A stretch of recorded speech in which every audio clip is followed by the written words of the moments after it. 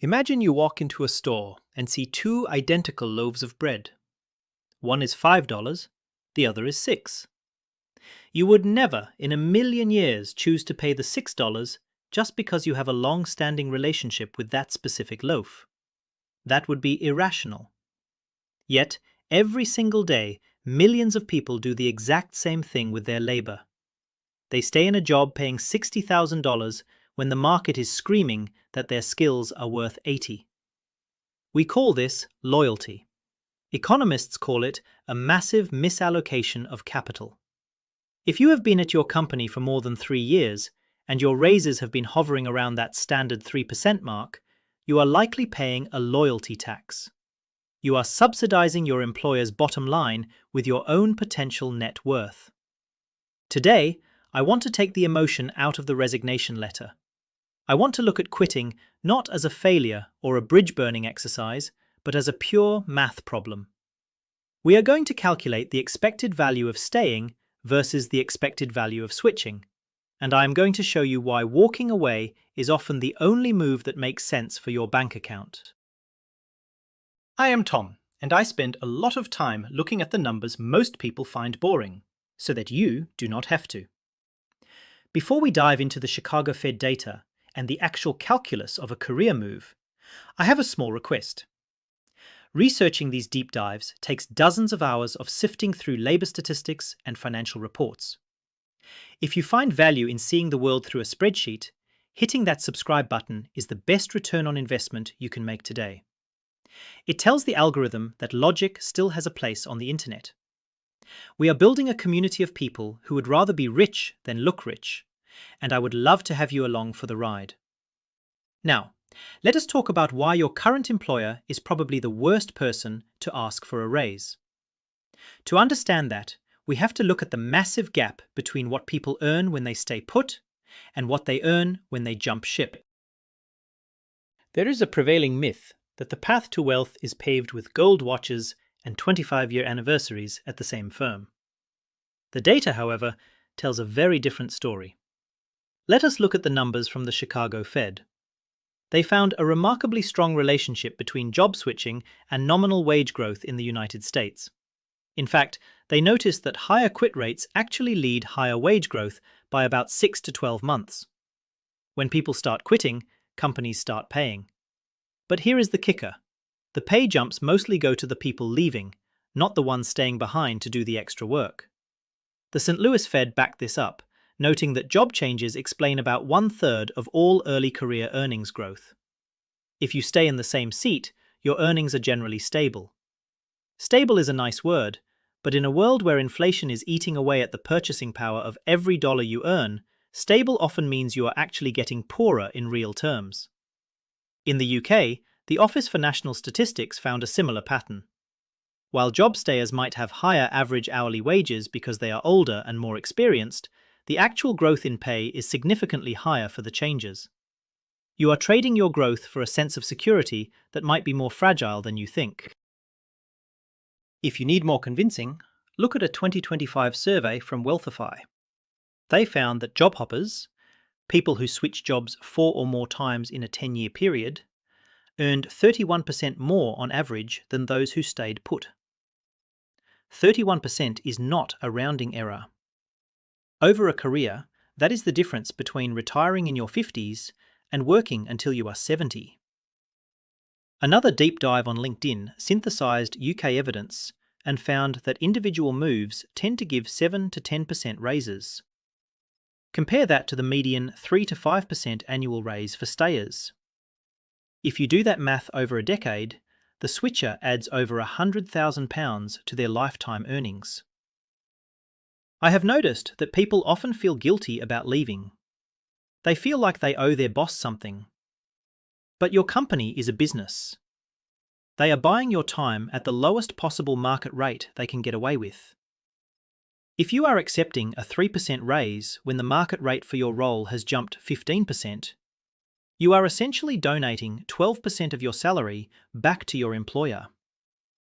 I do not know about you, but I would rather donate that money to my own retirement fund or a charity of my choice, not a corporate bottom line. Now, before you go and hand in your resignation tomorrow morning, we have to talk about the risks. Quitting for more money is not a guaranteed win. It is a probabilistic bet. In a strong labour market, switchers almost always win. But when things get shaky, the math changes.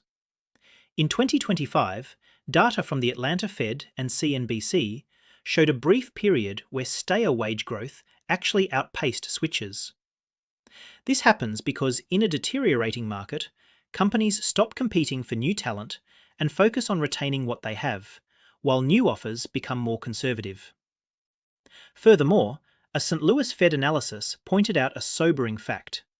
Nearly half of all job switchers actually end up earning less in their new role than they did in their old one. This usually happens when people switch during a downturn or when they are forced to move rather than choosing to. This is why we need a formula. We cannot just quit on a whim because we saw a TikTok about a 30% raise. We need to calculate the expected value. You are trading a known income for a higher expected income plus a side of risk. If you do not account for that risk, you are not being a rational actor. You are just gambling with your mortgage payment. We need to look at the switching cost and the planning horizon to see if the move actually pays off over the long haul. Wait, before we get into the actual algebra, there is a trap most people fall into right around the 5-year mark at a company. It is the golden handcuffs trap, but I like to call it the bronze handcuffs, because the rewards usually are not even that good. You think you are staying for the pension vesting or the extra week of vacation time, but have you actually run the numbers on what that extra week is worth versus a 20% salary bump? Most people stop here and lose $50,000 over the next 3 years because they are afraid to lose a $5,000 bonus. Here is the step they miss. They value what they have at 100%, and they value what they could have at 0% because it is uncertain. But that is not how money works. Everything has a probability. If you think staying is the safe bet, wait until you see what happens to your career trajectory when you stay in a stagnant role for too long. You are not just losing today's money, you are losing the compounding growth on a higher base for the rest of your life. Let us get into the core formula. To make a rational decision, you need to compare the present value of staying with the present value of moving minus the costs of the move. I know present value sounds like something from a corporate finance textbook, but it is actually quite simple. It just means, what is all that future money worth to me today? First, look at where staying gets you. Take your current salary and multiply it by your expected annual raise. If you make $70,000 and get a 2% raise every year, in 5 years you will be making about $77,300. That is your baseline. It feels safe, right? It is a known quantity. But now we look at the move side of the equation. When you move, you usually get two things: an instant jump and a faster growth rate. The LinkedIn data suggests a 10 to 20% jump is standard. Let us say you get a 15% raise immediately. Your $70,000 becomes $80,500 on day one. But it does not stop there. Because you have reset to the market rate, your future raises might also be higher because you are now in a role or a company that values growth more. If that new role grows at 4% instead of 2%, after 5 years, you are not at $77,000. You are at $98,000. That is a $20,000 gap every single year. But we cannot forget the C in our formula, the switching cost. Quitting is not free. There are obvious costs, like if you have to take a month off between jobs, or if you have to move to a new city. But there are also hidden costs. For career switchers, people moving to an entirely different industry, the data shows an average 14% salary drop in the first year. You are essentially paying a tuition fee to learn a new trade. There is also the ruin risk. What if the new boss is a nightmare? What if the company goes under in 6 months? This is why you need a risk buffer. I like to model the switching cost as your lost salary during the transition, plus any out-of-pocket expenses. If you are just moving from one accounting firm to another, your cost might be near zero. If you are quitting engineering to start a YouTube channel, your cost is your entire salary for as long as it takes to break even. Malou's 2025 synthesis found that career switchers often face up to $50,000 in total year one costs. That sounds terrifying. But they also found that those same people see their wages grow nearly 3 times faster than stayers once they settle in. Most recover their costs within 3 to 5 years. The question is, can your bank account survive the gap? This is where the math gets brutal. If staying is a negative expected value move, every year you delay is costing you money that you can never get back. Think of it like a plane taking off.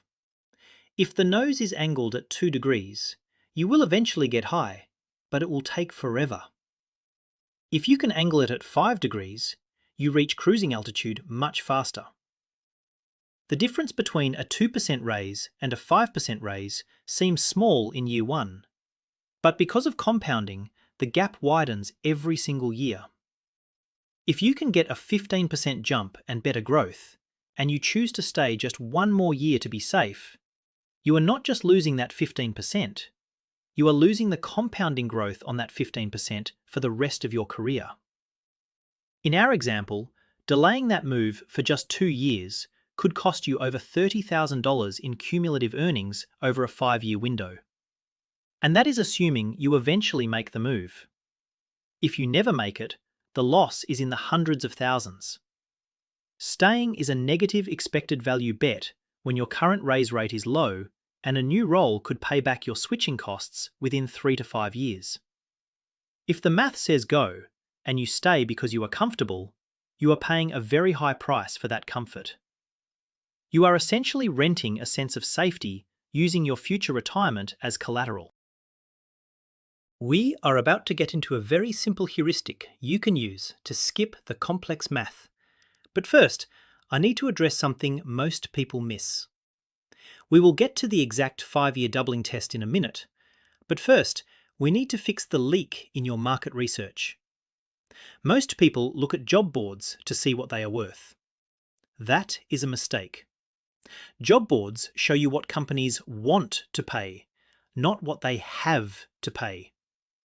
If you want the real numbers, you have to talk to the people who are actually getting hired. I have seen people double their salary just by changing how they benchmark themselves. If you are using the wrong data, your expected value calculation will be garbage from the start. Let us look at how to get the real numbers and apply the 3-step rule that makes the decision for you. You do not need a degree in calculus to figure this out. You can use a simple 3-step rule to sanity check your career. Step 1. Compute your real raise rate. Do not look at what your boss promised. Look at your last 3 years of pay stubs. Average them out. That is your actual growth rate. If it is 2%, call it 2%. Step 2. Get a realistic external benchmark. Talk to 3 recruiters. Not to apply for jobs, but just to ask what someone with your exact skills is getting signed for right now. If the market is offering 10 to 15% more, that is your jump value. Step 3.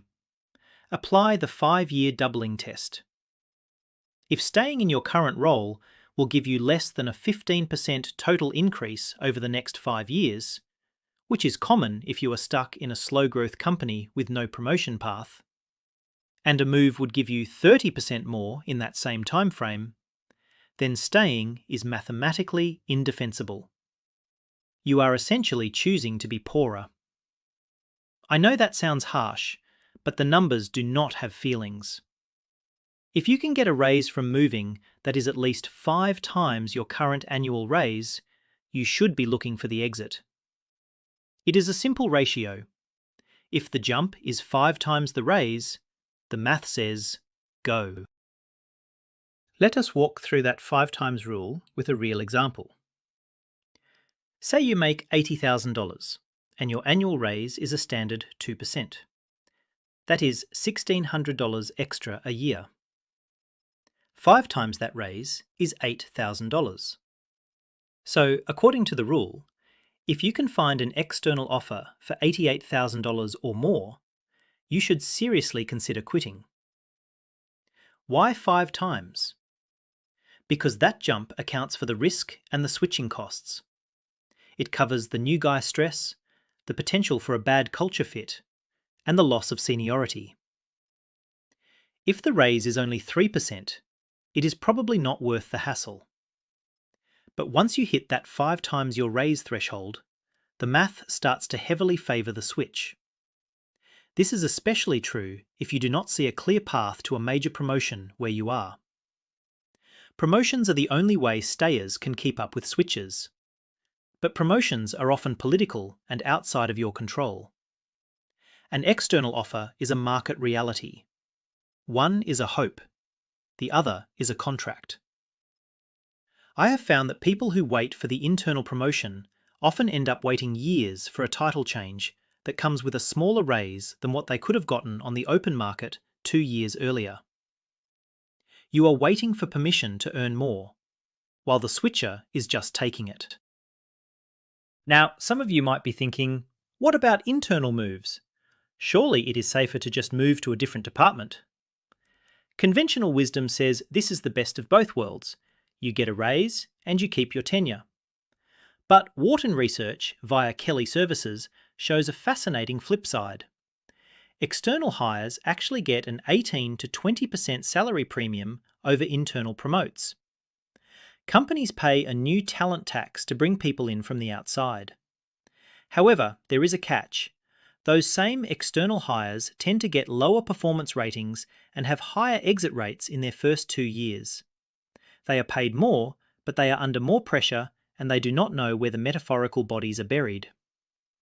Internal moves, on the other hand, usually come with smaller immediate raises, maybe 10% if you are lucky, but they have a much higher success rate because you already understand the culture.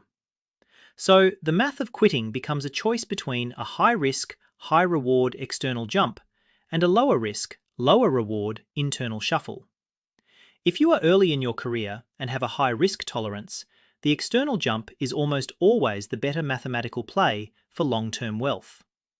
If you have a mortgage, 3 kids, and a dog that needs expensive surgery, the internal move might be the safer way to incrementally improve your expected value without risking a total flameout. You have to decide if you are playing to win or playing not to lose. There is a deeper layer to this that most people never talk about. Your own net worth changes your math. A 2024 analysis from the Office of Financial Research found that wealthier workers are significantly more likely to switch jobs than lower-income workers.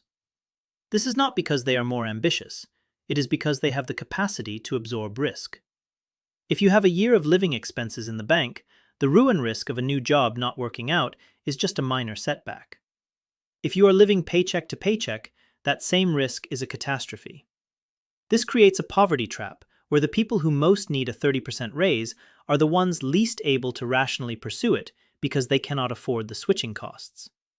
This is why building an emergency fund is not just about car repairs, it is about career optionality. Your savings are a tool that allows you to make high expected value bets. If you are wealth constrained, you might be forced to stay in a suboptimal job because you cannot afford the 1-month gap in pay. This is a massive hidden cost of not having a buffer. You are not just losing the interest on that money, you are losing the ability to command a higher market rate for your labor. If you want to use the math of quitting, you first have to have the math of staying alive covered.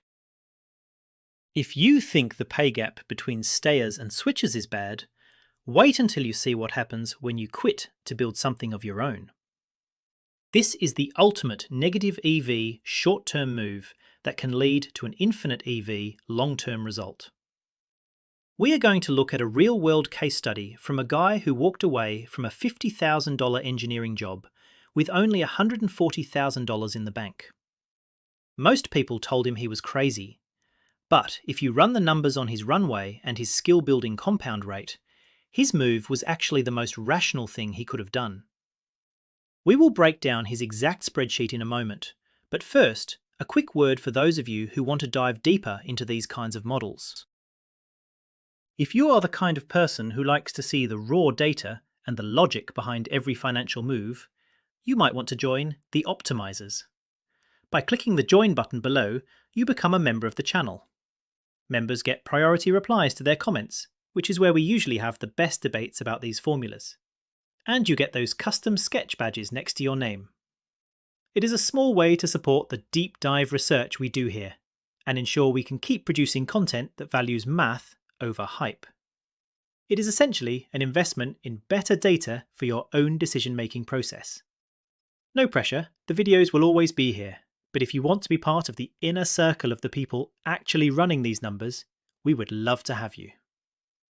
Now, let us look at the 4-pillar freedom case study.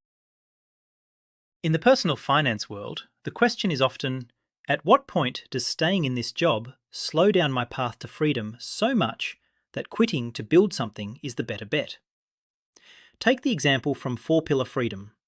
He was making $50,000 as an engineer. He had a net worth of $140,000. Now, by the 4% rule, he was nowhere near retirement. He needed at least $600,000 for that. But he did a different kind of math. He calculated his runway. He realized that his $140,000 could cover 3.5 years of his lean expenses, even if he made $0. That 3.5 years was his switching cost. But on the other side of that cost was the expected value of building an online business. He reasoned that even in a worst-case scenario where his business failed, he would be more employable after 3 years of learning digital marketing, coding, and content creation than if he had spent those same 3 years doing stagnant engineering work. He was trading a guaranteed $50,000 for a chance at a much higher ceiling asset, with a safety net that ensured he would not hit zero. He decided that the expected value of his future income if he left now was greater than if he stayed. He was not quitting to relax, he was quitting to compound at a higher rate. This leads us to the practical checklist. You should not quit until you have run these 5 numbers. First, your current trajectory. What is your realistic 3 to 5 year salary if you stay? Be honest. Use your history, not your hopes. Second, your external upside. You need real numbers from recruiters or peer data. What is the initial jump, and what is the growth rate in that new field? Third, your switching costs. How many months of cash do you have? Do you need to pay for a certification? Fourth, your time horizon. If you are 2 years from retirement, the math of switching rarely works out because you do not have enough time to recover the costs. If you are 25, the math almost always says move. And fifth, your risk tolerance. If you are wealth constrained, you need to build that buffer first. If you plug in those numbers and you see that staying gets you $88,000 in 5 years, while moving gets you $120,000, even after a $10,000 switching cost, then every year you wait is a year you are choosing to lose money. You are not being loyal, you are just being expensive to yourself. It is time to design your exit, not as an emotional outburst, but as a calculated transition to a higher yield life. At the end of the day, the math of quitting is really the math of opportunity cost. Every hour you spend working for a company that underpays you is an hour you cannot spend working for one that values you, or working for yourself. We tend to focus on the risk of leaving, but we rarely calculate the risk of staying. The risk of staying is that you wake up in 10 years and realize you are $200,000 behind where you could have been. That is a real, quantifiable loss. If you want to see exactly how much you are leaving on the table, I encourage you to do this. Take your current salary, apply your average raise for the next 5 years, and then do the same for a potential 10% jump with a slightly higher growth rate. The gap between those two lines is the price of your current comfort. If that number is bigger than your emergency fund, it might be time to start taking some interviews. I would love to hear your numbers in the comments. What is the jump you are seeing in your industry right now? Let us get some real-world data points together for a bit of peer review. I am Tom, and this was Tom Talks Money. Thanks for watching, and remember, the spreadsheet does not lie. It only reveals what we are too afraid to calculate.